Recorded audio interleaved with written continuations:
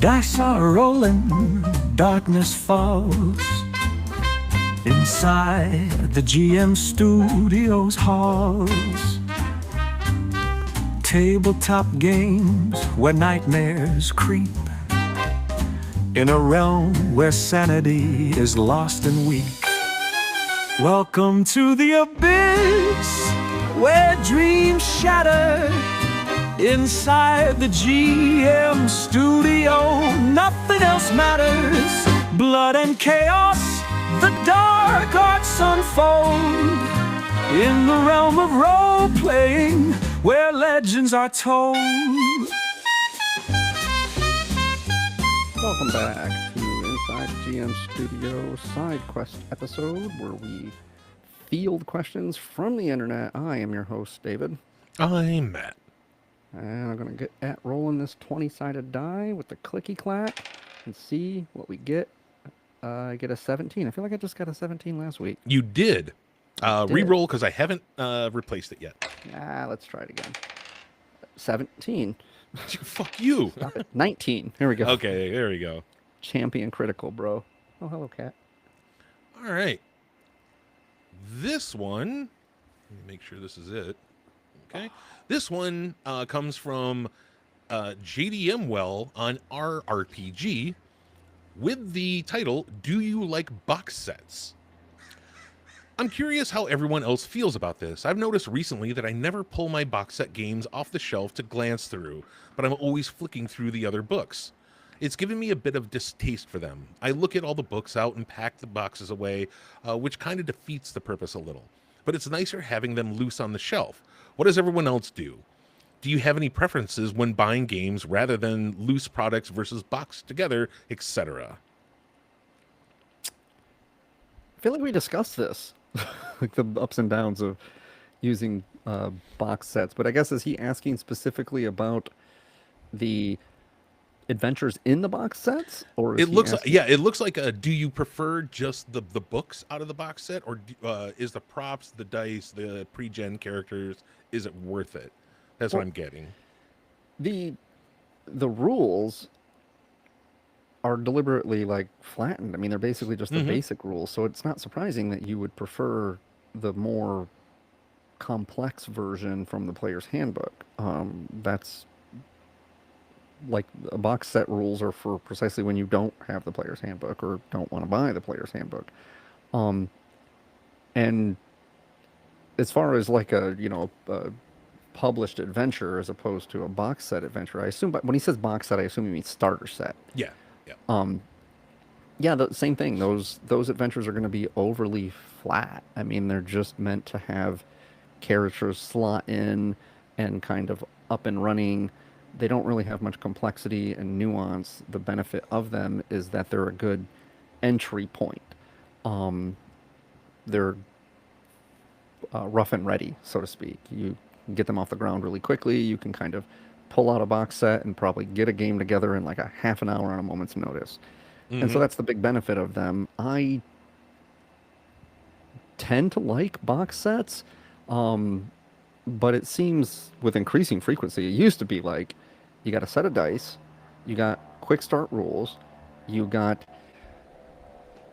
an adventure, a GM screen, and then often even maybe like some tokens or some props with generated characters and maybe even a few extra character sheets. I liked having that all in one place precisely because it's so portable, it's so easy. And then a couple of them, like the first Lost Mine of Phandelver, I think, came with even little like perforated cards, like healing potion cards and like little cards for the magic items and stuff like that. And old ones in 4th edition even used to come with little like tokens for the monsters. So it was like basically literally everything you needed to play. And a map, usually like some sort of grid map. Double-sided map, yeah. Double-sided, one of which is going to be the region and one of which is probably be like a whatever dungeon crawl you're doing. So you didn't need any auxiliary stuff. Now, lately, it seems like they give you an adventure, quick start rules, maybe they give you a set of dice, and then it's like, okay, and maybe they give you a GM screen, but it's like it seems like you get less for more than you used to. You used to pay more or you used to pay less and get more, and now it's just like they're just kind of throwing it together, and it's like, well, I don't like it for that reason. But like older box sets that came with more stuff, I thought it was cool, and plenty of the things like the little cards or little tokens.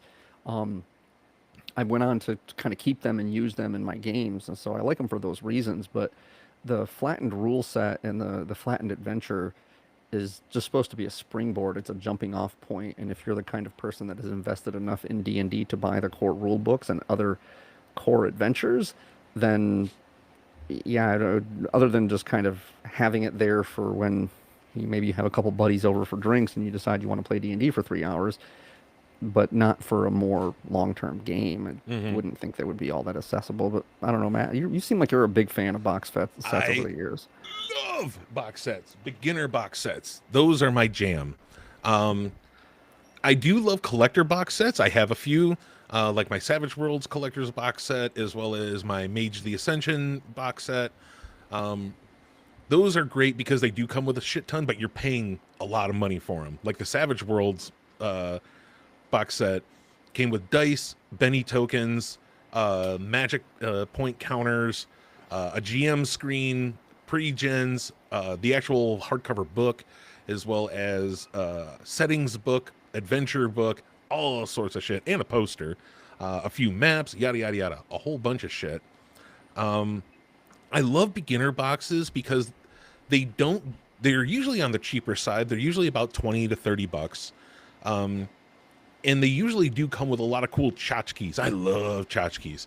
My Call of Cthulhu beginner box set comes with, it had a set of dice, which was weird. It was a full set of 7 dice, even though you only use a D10 and maybe a D6 and a D4 in Call of Cthulhu. But it had a full set, but it also had, so it had the scenario to run. It had the rule book, it had the keeper's book, as well as a entire manila folder full of stuff that you can use as, like a handout to the players. It's like news clippings and photos and other stuff that you can use for the scenario. My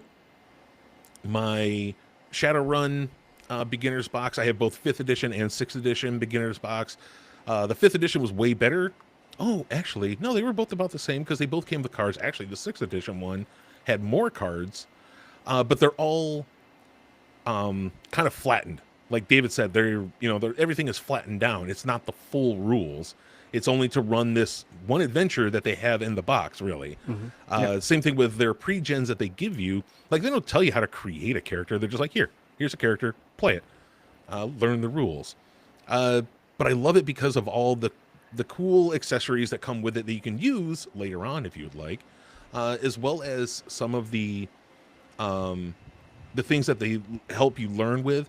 When I first started playing Savage Worlds with my players, there was an old box set that I couldn't find anywhere physically, but online I could find it, and it had this little placemat that you would put in front of the players that they could put in front of them, and it'd be like, these are your bennies, and you could put all your bennies there, and it was like, these are your tokens for this is this, and it kind of just helped a couple of games like Daggerheart and D&D, and their newest starter set are doing this, which they called sidecars, onto your character sheet, where it would kind of point out, what does this mean, what does it do, how do you roll for this, and that's why I love oh man, I'm just gonna kind of gush about it. My Blade Runner beginner's box set.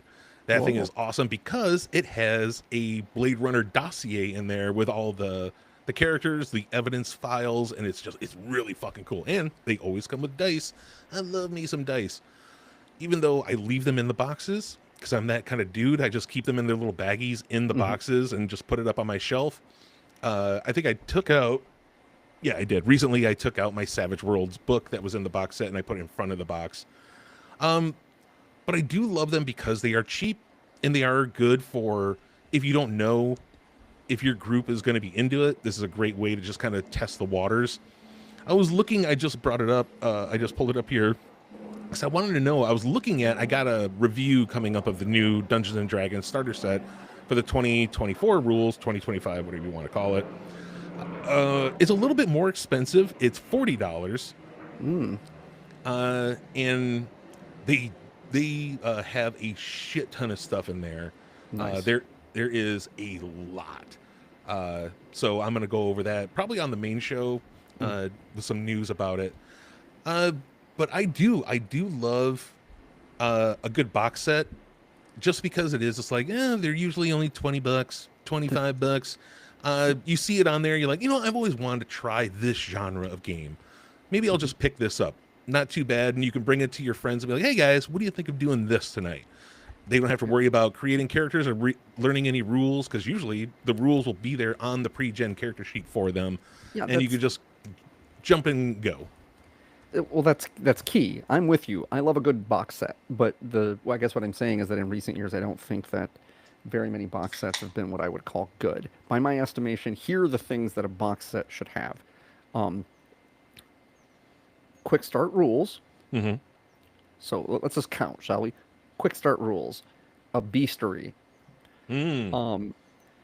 Separate from the rules. You should have one place where all of the monster stats are, either in a small deck of cards or a booklet.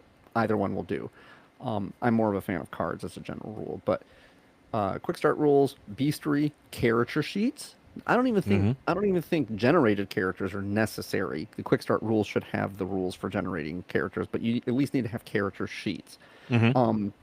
Then obviously dice. You need some sort of thing that allows the characters to track like special items that they get. This could either be cards or it could be something. So let's call that number 5. There needs to be some sort of tracker or indicator for some sort of meta currency. If you get inspiration, there should be a little token you put in front of your guy. If you have bennies, or maybe even if it's just a little marker on a card or something that tracks your fate or tracks your hope or whatever it is, some sort of tracker for meta currency for certain. Then you would need to have some sort of battle grid, not necessarily even like a detailed map, but something that you can place minis on. Then you should have some sort of tokens for every monster that's in the scenario, some sort of thing, either a generic token that you could put like an indicator on, or just cardboard tokens, some sort of thing like that. What am I leaving out? I think those things, those 8 things, Okay. and some sort of player handout, either a picture, a drawing, like you said, a dossier, some letter, or something that's a physical manifestation of something in the adventure to give it texture. So maybe those 8 or 9 or 10 things, however many I listed. I don't think maybe I left something out, but most of them come with like 2 or 3 or maybe even 4 of those things, but certainly not all 8 of them. I would be fine to pay $35 or maybe even $40, depending on the quality of the materials, right? Like when you get character sheets, are they printed on like kind of thick cardstock, or is it shitty printer paper? If you have character tokens, are they high quality, or the things reusable? The dice, are they nice dice? How big is the adventure? Those sort of things would matter, but I would be fine to pay 30, maybe not 40, but 35, probably for a starter set like that. But now it seems like they charge you 25, and it's like, oh, here's an adventure book and some dice. Yeah. And you're just like, well, fuck, dude, that's really not very much. It's like, I already had that. Like, try to give somebody that might already have the books an incentive to buy the starter set. Yeah. Because I would, to get the new adventure and maybe all these little auxiliary tchotchkes that come with it. So if they get back toward that in this new not edition that is a new edition of D&D, I'm generally for that. I'm with you. I like all the little trinkets and shit that come in it. Yeah. Let's see. Let's go to some comments here. This guy here, first of all, I can tell that he's a role player on Reddit here, because his name is Eric Seablade on Reddit. So he's got to be doing some role playing on here somewhere, and he's got top 1% commenter. So yeah, he's doing some play by post on Reddit somewhere. Yeah. he says box sets, and then he puts, put them out in bullet points. 1, are usually flimsy compared to books. 2, take up more space compared to books. 3, are more effort to access the information in, since you have to take the box off the shelf, open it, dig out the book you want, and then you look up the information instead of just grabbing the book and looking at the info. And then the last one, are usually not as handsome as books. So I guess he was saying that he likes he's more of just the book guy. Maybe he already knows that he wants to play the game, so he just buys the rule book and has it up on the shelf. Okay. If you're just looking for raw rules, then yeah, the book is going to be more sophisticated.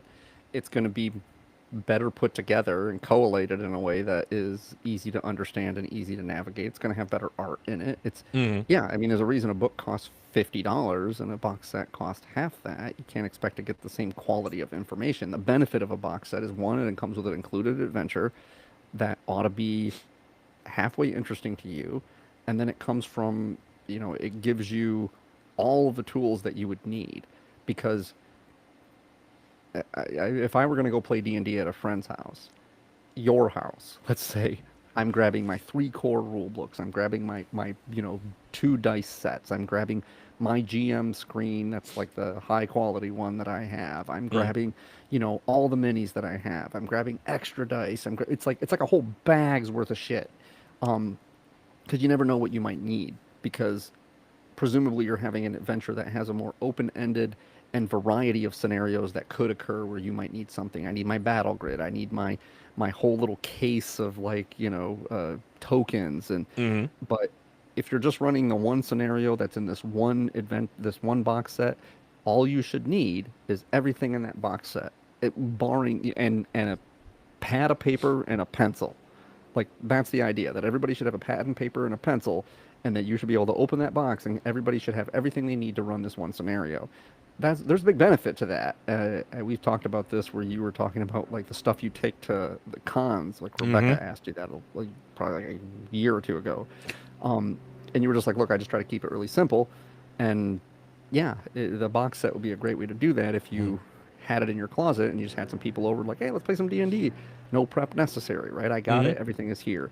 That's the benefit of it. It's not for depth and nuance of rules. That's what the books are for different audiences. I'll just another little bit more reminiscing of our old times for the listeners here. David used to draw all of our character sheets.